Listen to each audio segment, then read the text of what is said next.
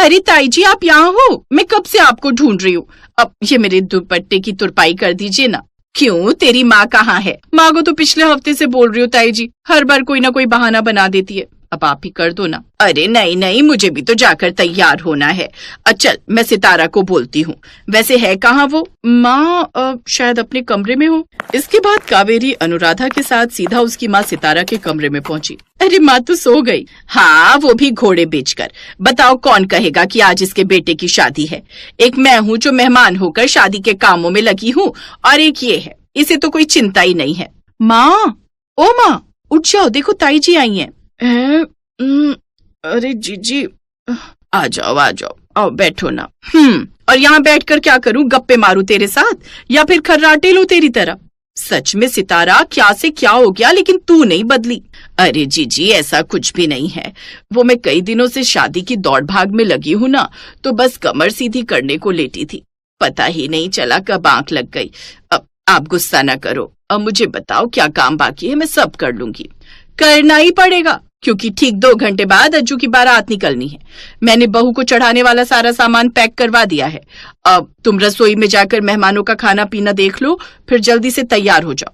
अगर देर हुई तो जीवन भैया बहुत गुस्सा करेंगे। ये कहकर सितारा की जेठानी कावेरी वहां से चली गई। माँ अब सोने का टाइम नहीं है, भूल गई? ताई जी ने क्या कहा अभी? अरे कहने दे उन्हें, वो तो हर काम को बढ़ा चढ़ा कर बताती हैं। अब तू जाकर रसोई में देख तो सब कुछ, मैं आती हूँ अभी 10 मिनट में। और मेरा दुपट्टा? ओहो, क्या हुआ तेरे दुपट्टे को? ठीक तो है। माँ इसमें तुरपाई नहीं है। अरे कोई नहीं देखता इतने ध्यान से, जा ऐसे ही पहन लेना। माँ अब तो सुधर जाओ, कल तुम्हारी बहू आ जाएगी इस घर में, उसके सामने भी ऐसे ही करोगी क्या? जरा ताई जी को देखो, बेचारी कल ही दिल्ली से आई है, लेकिन आते ही कामों में लग गई। और तुम चुप कर, मैं तेरी माँ हूँ तो तू मुझे मत सिखा। सितारा हमेशा से ऐसी ही थी, 1 नंबर की कामचोर और सुस्त। उसके 2 बच्चे थे, बड़ा बेटा अजय और छोटी बेटी अनुराधा। फिर कुछ देर बाद, और कितना टाइम लगेगा भाई? भाभी ये सितारा कहाँ है? माँ वो तो कुछ देर पहले पार्लर गई थी तैयार होने के लिए, अभी तक नहीं आई क्या? ओफो भाभी, अब आप ही सारी रस्में कर दो, सितारा के इंतजार में तो बारात निकल ही नहीं पाएगी। आज मैं हूँ तो कर ही दूंगी सब, लेकिन इसके बाद क्या होगा भैया, ये सोचा है कभी? आप सितारा से कुछ कहते क्यों नहीं? कहा उसे जाए जिस पर कोई फर्क पड़े, पर आप चिंता ना करो, बस आज और संभाल लो, कल से सब हमारी बहू के हवाले। लाखों में एक है हमारी रितु, पूरा गांव देखता रह गया उसे अज्जू की सगाई में। इतनी सुंदर है कि बस क्या कहूँ। परिवार भी बड़ा बढ़िया है, अपने गांव के मुखिया हैं हमारे समधी जी। बस यही देखकर ही रिश्ता कर दिया, या फिर बहू के गुण भी जांचे हैं? कहीं ऐसा ना हो कि जैसी सास वैसी ही बहू भी निकल जाए। अरे ना ना भाभी, आप देखना, रितु के आते ही ये घर स्वर्ग बन जाएगा, स्वर्ग। आने वाली नई बहू रितु से सबको बड़ी उम्मीदें थीं, क्योंकि सितारा से अब किसी को कोई उम्मीद नहीं थी। सितारा के पति जीवन की अपने कपड़े की बड़ी दुकान थी, और पूरे गांव में अकेला उनका ही 2 मंजिला और काफी बड़ा मकान था। जहाँ भी काम की बारी आती तो सितारा का कुछ अता पता नहीं रहता। और फिर शादी के कुछ दिन बाद, रितु आ गई तुम? मैं कब से तुम्हें आवाज दे रही थी। हाँ मम्मी जी, वो मैं बाथरूम में थी ना, इसीलिए सुनाई नहीं दिया होगा। अब आ गई हो, फिर पोछा लगाकर जल्दी से सबके लिए नाश्ता बना दो, ठीक है? अब मम्मी जी, झाड़ू पोछे के लिए किसी को लगाया नहीं आपने? नहीं, उसकी क्या जरूरत है, अब मैं एक दिन छोड़कर लगा दिया करती थी, लेकिन तुम तो जवान हो, तुम रोज ही करना। अब मम्मी जी वो क्या है कि मैंने घर में झाड़ू पोछा कभी किया नहीं, हमारे यहाँ तो हमेशा से नौकरानी लगी थी, तो ये सब मुझसे तो नहीं होगा।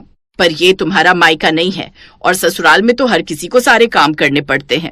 अगर ऐसा है तो फिर ये आपका भी तो ससुराल है, मेरे आने से सब कुछ बदल कैसे सकता है? हाय मोरी मैया, क्या यही सब सिखाकर भेजा है तुम्हारी माँ ने कि सास के सामने ऐसे जुबान लड़ाना चाहकर? ओफो मम्मी जी, आप तो तिल का ताड़ बना रही हैं। आप क्यों इतनी टेंशन ले रही हो? मैं आज ही इनको बोलकर सारा इंतजाम करवा दूंगी। सारा इंतजाम मतलब? अरे वही झाड़ू पोछे और 3 टाइम का खाना बनाने के लिए नौकरानी रख लेंगे, और क्या। आहा, घर का सारा काम नौकरानी करेगी तो तुम क्या करोगी? नहीं नहीं, हमारे घर में ना पहले कभी नौकरानी लगी और ना अब लगेगी, इतने फालतू पैसे नहीं है हमारे पास। सितारा और उसकी बहू रितु में बहस चली रही थी कि तभी सितारा की जेठानी कावेरी ने उनका बीच बचाव करते हुए कहा, ओहो ये क्या कर रही हो तुम दोनों? वो देखो सारे पड़ोसी मेन गेट के बाहर आ गए तुम्हारी महाभारत सुनने को। चलो तुम दोनों अपने अपने कमरे में जाओ, और ये काम मैं किए देती हूँ। ये तो बड़ी गड़बड़ हो गई भाभी, अब क्या करें? वही जो हर घर में होता आया है, सास बहू का झगड़ा फसाद बने उससे पहले ही बेटे बहू को अलग कर दो। है पर भाभी, अज्जू की शादी को अभी दिन ही कितने हुए हैं? तो अब क्या उस दिन का इंतजार करोगे भैया जब ये सास बहू एक दूसरे का गला दबाने को उतारू हो जाएंगी? जीवन को उसकी भाभी की बात ठीक लगी। फिर एक दिन, सुनो जी, हम भी काम वाली लगाई लें क्या? क्या बोल रही हो सितारा? जब काम वाली लगानी ही थी तो फिर बहू से झगड़ा क्यों किया? मुझे लगा था कि मैं मना करूंगी तो वो मान जाएगी, लेकिन अब जो वो अपनी मर्जी कर रही है तो फिर मैं पीछे क्यों रहूं? सोचा था बहू के आने से मुझे आराम मिलेगा, लेकिन मेरी तो किस्मत ही खराब है। लेकिन फिर एक दिन गांव में लगातार कई दिनों तक मूसलाधार बारिश हुई, जिससे पूरे गांव में बाढ़ के हालात बन गए। ज्यादातर लोगों के मकान ढह गए, लेकिन जीवन का मकान काफी मजबूत और ऊंचाई पर होने की वजह से टिका रहा। ऐसे में जीवन के कहने पर गांव के कई परिवार उसके मकान में ठहरने के लिए आ गए। और फिर अब रुको काकी, ऊपर मत जाओ, ऊपर बहू बेटा रहते हैं तो आप सब यहीं नीचे बने रहो। हैं? अज्जू और दुल्हन अलग भी हो गए? बताओ क्या जमाना आ गया है।